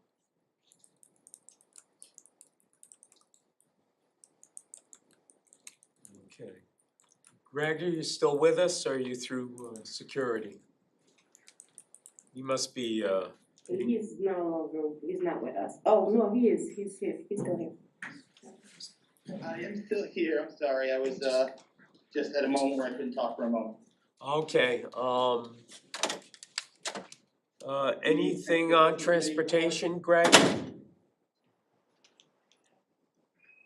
You looking for a transportation committee report? Yes. Yeah, let me just flip to the part of my phone where I can see that. And I can do that before I go to the next page. Hope you have TSA. All right, so the transportation committee met on February 24th. We started with Maria Perillo sharing that. Gosh darn it. Give me that back, oh, that screen, okay. Sharing that all of our decisions we're making need to make sure we put our students first. We had, solid agreement about that. With everything that we do, that's our number one goal. She went on to share about a lot of the recent cost saving measures that have been instituted. Sorry. Give me one moment. Okay, thank you. Including doubling up runs at a number of our schools in the PM. We can do that. It's difficult in the AM because of time constraints for many students. Also looking at some money that we saved with consolidation of our buses going to New London, saved about $25,000 that way.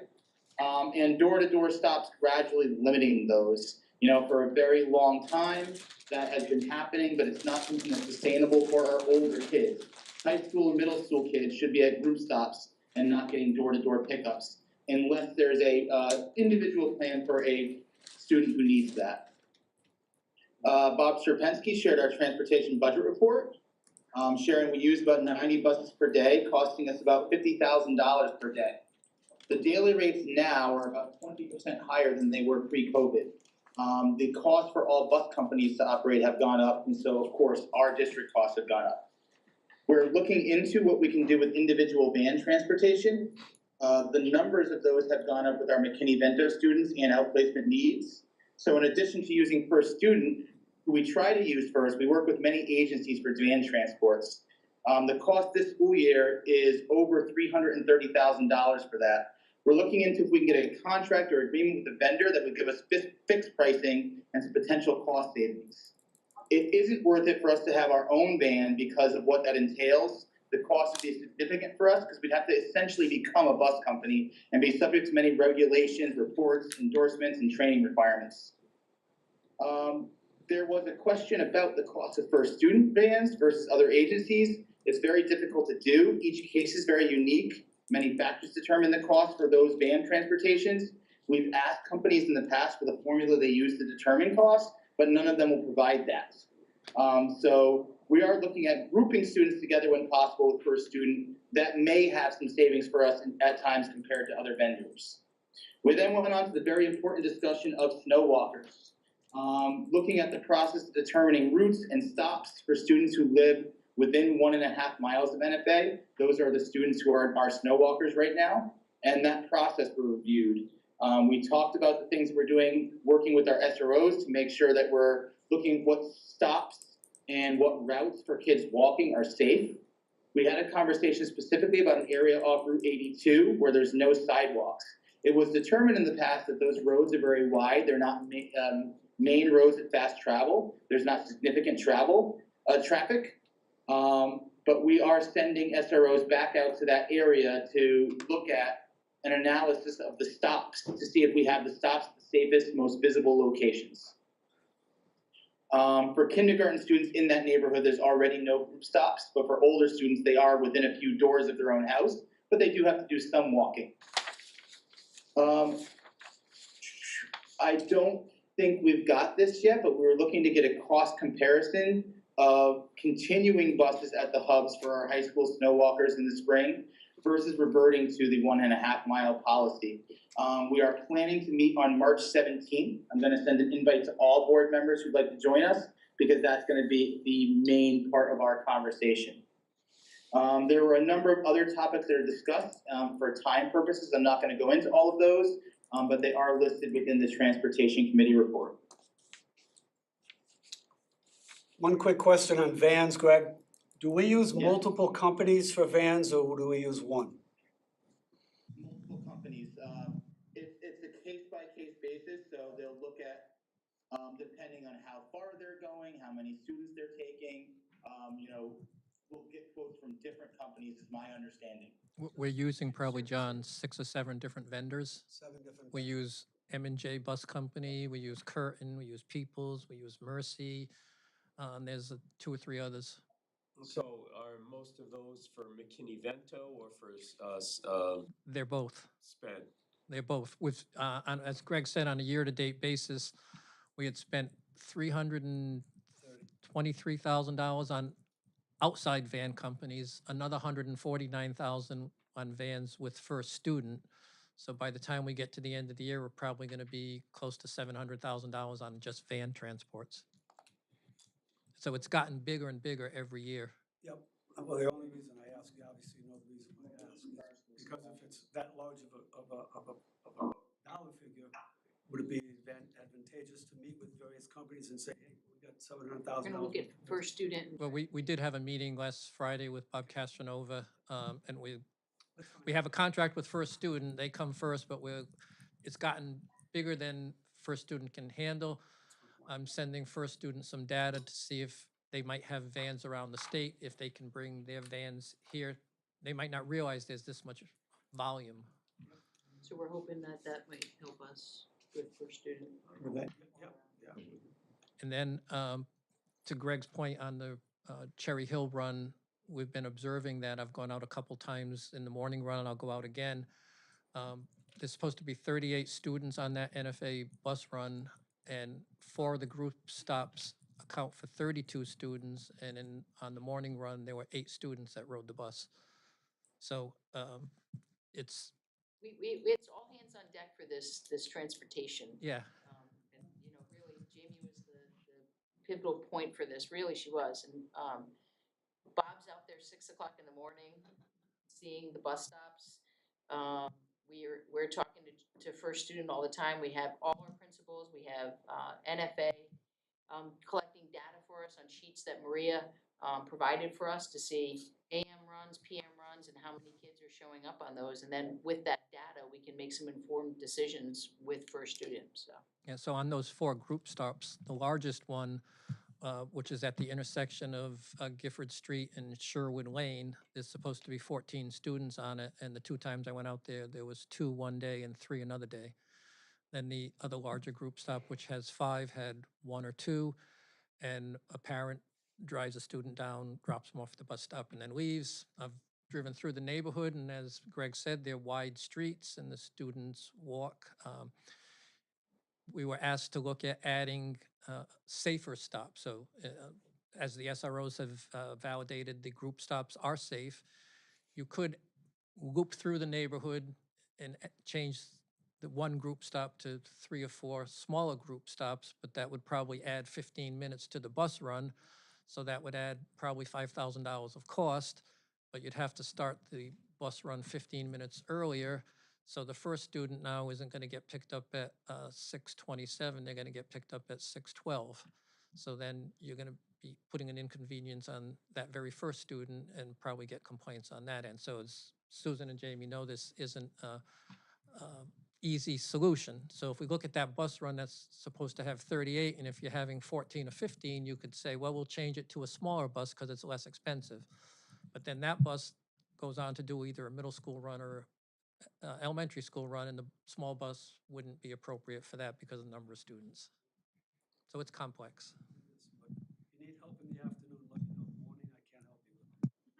And when it's raining, he doesn't like to do it. I when know it's about the raining. afternoon, I can't.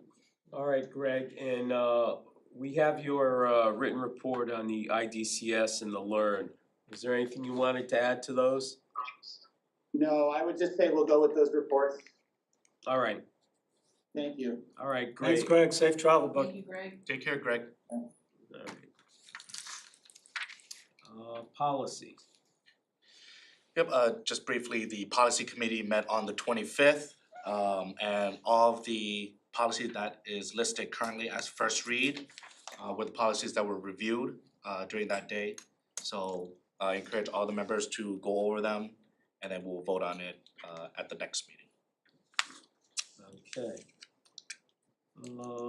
And we have Greg submitted written reports on the IDCS and the Learn Liaison. The NFA, their meeting in February was the same night as our board meeting, so I didn't attend that. Their next meeting will be the following week, the following Tuesday from this date. So I'll be attending that, and I'll give the report in April. And the NPSEF, we spent a productive evening at the beginning of the month, stuffing envelopes, going for a fund drive, and we also made a determination for grants. So teachers will be notified very shortly as far as not all were approved, but most were. And some not, you know, in the entire amount, but, you know, a portion anyways. It'll be next month. Yeah, they should be notified within a few days, I would say. Before the end of this month, I would say.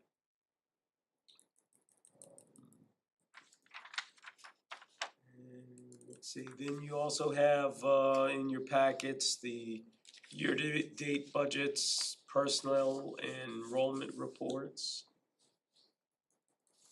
And that brings us to the motion to adjourn. I make a motion that we adjourn the meeting. And I'll second. Okay, Carleen? Marlene is yes. Yes. Mark, yes. Kevin? Yes. John? Yes.